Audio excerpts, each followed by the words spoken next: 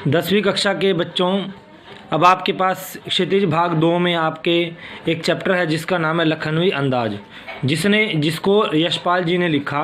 यशपाल जी इस पाठ के लेखक हैं। उन्होंने इस रचना के माध्यम से यह सिद्ध किया है कि बिना पात्रों कथ्य के कहानी नहीं लिखी जा सकती, परंतु एक स्वतंत्र रचना का निरूपण किया जा सकता है। कहानी हम लिख नहीं सकते, लेकिन रचना बना सकते हैं। इसमें लेखक ने नवाबों के दिखावटी अंदाज का वर्णन किया है कि जो दिखावा करते हैं, जो भी कोई है, नवाब लगाओ, बड़े आदमी लगाओ, छोटे आदमी, जो दिखावा करते हैं उनका अंदाज बताया किस प्रकार से वो दिखावा करते हैं, जो वास्तविकता से संबंध नहीं रखता। यानी अगर हम किसी भी चीज़ का कोई दिखावा करते हैं, हमारे पास वो चीज़ नहीं है, लेकिन वो हमारी वास्तविकता से संबंध नहीं रखता, केवल दिखावा कहलाता है। आज के समाज में दिखावटी संस्कृति को देखा जाता है। आज हम चारों तरफ क्या देखते हैं? दिखावटी लोग, दिखावटी प्रेम हैं, दिखावटी मित्र हैं, दिखावटी सारे जगह क्या है? आर्टिफिशियल दिखावटी दिखावा हो गया है। लेखक एकांत में नई कहानी पर सोच विचार करना चाहता था। लेखक एकांत में बैठा था, वो नई कहानी बनाना चाहता था, उस पर सोच विचार करना चाहता था। इसलिए वो सेकंड क्लास का किराया ज़्यादा देते हुए उसी का टिकट उसने लिया। वह गाड़ी में गया, एकांत में बैठना चाहता था, कोई कहानी बनाना चाहता था, तो इसलिए उसने ज़्यादा पैसे देकर सेकंड क्लास का टिकट ले लिया। सेकंड क्लास में कोई नहीं बैठता था। Second class, first class, third class, इस प्रकार से 3 डिब्बे होते हैं, तो जिसके ज़्यादा पैसे उसके अनुसार वो उसमें बैठ जाते हैं। तो सेकंड क्लास में या तो फर्स्ट क्लास में बैठते हैं या थर्ड क्लास में, सेकंड क्लास में बहुत कम बैठते हैं। गाड़ी छूटने वाली थी, इसलिए वह दौड़कर एक डिब्बे में चढ़ गया। जिस डिब्बे को वह खाली समझ रहा था, वहाँ पहले से एक सज्जन पुरुष विराजमान था। जिस डिब्बे को खाली सोचकर जिसने टिकट ली थी, लेकिन उसमें क्या देखा उसने कि वहाँ एक सज्जन पुरुष विराजमान थे।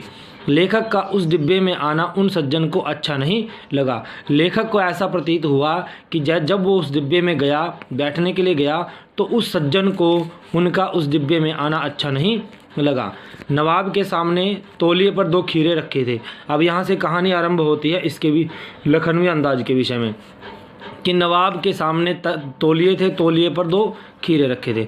नवाब के सामने एक तौलिया था, तौलिए पर 2 खीरे रखे थे। नवाब ने लेखक से बातचीत करना पसंद नहीं किया। जो नवाब थे वो लेखक से बातचीत करना पसंद नहीं करते थे। इसका कारण यह हो सकता है कि नवाब आम खाए जाने वाले खीरों का शौक रखता था। कि इसका कारण क्या हो सकता है कि नवाब आम खाए जाने वाले खीरों का शौक रखता था। लेखक नवाब के बारे में अनुमान लगाने लगा कि उसे उसका आना क्यों अच्छा नहीं लगा। कि उसे लेखक ने अंदाज़ा लगाया कि इस नवाब का मेरे यहाँ पर आना अच्छा क्यों नहीं लगा। अचानक नवाब ने लेखक से खीरे के लिए पूछा। नवाब ने लेखक से खीरे के लिए पूछ लिया कि आप क्या खीरे खाओगे? लेखक ने इनकार कर दिया। नवाब साहब ने दोनों खीरों को धोया, तौलिए से पोंछकर चाकू से दोनों सिरों को काटकर खीरे का झाग निकाला। वे खीरे को बड़े सलीके और नज़ाकत से संवार रहे थे, यानी बहुत अच्छे तरीके से और एक आदर के साथ जो खीरा था उसको वो अच्छे तरीके से काटना, उसे बारीक काटना, इस प्रकार कर रहे थे। उन्होंने खीरों पर नमक मिर्च लगाया। नवाब साहब का मुंह देखकर ऐसा लग रहा था कि खीरे की फांके देखकर उनके मुंह में पानी आ रहा है। लेखक को जब नवाब साहब ने खीरों पर नमक और मिर्च लगाया तो उसे देखकर लेखक को ऐसा लगा कि नवाब साहब के मुंह में पानी आ गया हो। लेखक का खीरे की सजावट देखकर खीरा खाने का मन हो रहा था। जिस प्रकार से नवाब साहब ने खीरों को काट कर रखा, सजावट में रखा, उसे देखकर जो लेखक के मन में पानी आ गया था, परंतु वह पहले इनकार कर चुके थे। इसलिए नवाब के द्वारा पूछने पर आत्मसम्मान के कारण उन्होंने इनकार कर दिया। नवाब साहब ने खीरे की फांक उठाई, फांक को होंठों तक ले गई। इस प्रकार से एक्टिंग करते हुए, इस प्रकार से दिखावा करते हुए उन्होंने खीरे को उठाया। खीरे को उठाने के बाद उसकी फाँक को होंठों तक ले गए और उसे सूंघा। मुंह में खीरे के स्वाद के कारण पानी भर गया था, परंतु नवाब साहब ने फाँक को सूंघकर खिड़की के बाहर फेंक दिया। अर्थात नवाब साहब ने उस खीरा खाने में भी कितना दिखावा किया कि अपने घरों में हम नॉर्मल भी घर में भी खाते हैं, कोई भी चीज़ खाते हैं, हम घर में कभी किसी भी प्रकार से दिखावा नहीं करते। हम केवल जिस प्रकार से बैठे हुए हैं उसी प्रकार से हम उसको खाते हैं। लेकिन नवाब साहब ने उस खीरे को खाने के लिए भी कितनी एक्टिंग की। पहले तो उसने खीरे को सजावट में पहले तो सलीके से काटा, फिर उसको सजावट में लगाया, लगाने के बाद फिर उसने खीरे को उठाया, इस तरीके से उठाया, एक्टिंग करते हुए उठाया, एक फाँक को होठों तक ले गए, मुंह में पानी आ गया था, लेकिन उन्होंने उस खीरे को बाहर फेंक दिया।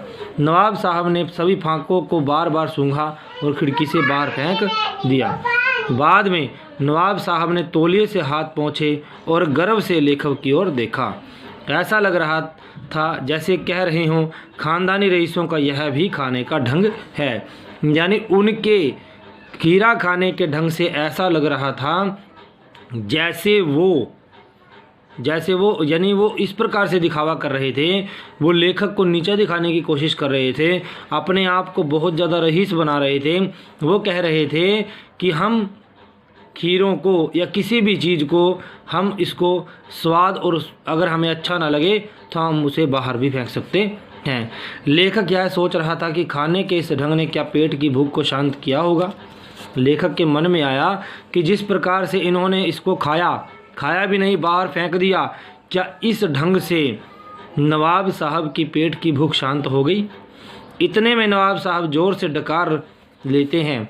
अंत में नवाब साहब कहते हैं, खीरा खाने में तो अच्छा लगता है, परंतु अपच होने के कारण मैदे पर भारी करता है। अब इसके बाद वो कहते हैं, जो नवाब साहब अंत में कह देते हैं, डकार मारते हैं जानबूझकर दिखावे में, कि लेखक को ऐसा ना लगे, इस इंसान को ऐसा ना लगे कि इनका पेट नहीं भरा या ये भूखे थे। वो कहते हैं, उन्होंने डकार मारी और कहा कि मुझे खाने में तो खीरे अच्छे लगते हैं, परंतु अपच मुझे पचते नहीं, इस कारण से मेरे लीवर पर भारी पड़ते हैं। लेखक को लगता है यदि नवाब बिना खीरा खाए डकार ले सकता है तो बिना घटना, पात्रों और विचारों की कहानी क्यों नहीं लिखी जा सकती। इसमें लेखक ने दिखावे के बारे में वर्णन किया है कि हम किस प्रकार से किसी भी चीज़ का दिखावा करते हैं। कई बार हमारे पास कोई चीज़ नहीं भी होती है, हम मित्रों में, हम अपने भाईचारे में, हम कहीं भी बैठे होते हैं, उस चीज़ के लिए किस प्रकार से दिखावा करते हैं, मेरे पास इतना सामान है, इतना सामान है, इतना सामान है। तो इसमें नवाब साहब के द्वारा लेखक ने हमें सिद्ध करके दे दिया कि जिस प्रकार नवाब साहब एक्टिंग करते हुए खीरों को तो उन्होंने खाया, खीरों को उन्होंने नहीं खाया, उन्होंने होठों तक ले गए और होठों को तक ले जाने के बाद उन्होंने बाहर फेंक दिया।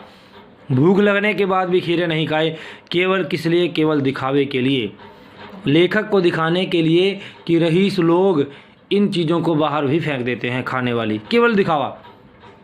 तो इसी प्रकार लेखक कहते हैं कि जिस प्रकार उनका पेट बिना खीरे खाए भी भर गया, तो क्या हम बिना कथ्य और बिना घटना पात्रों के कहानी नहीं लिख सकते हैं।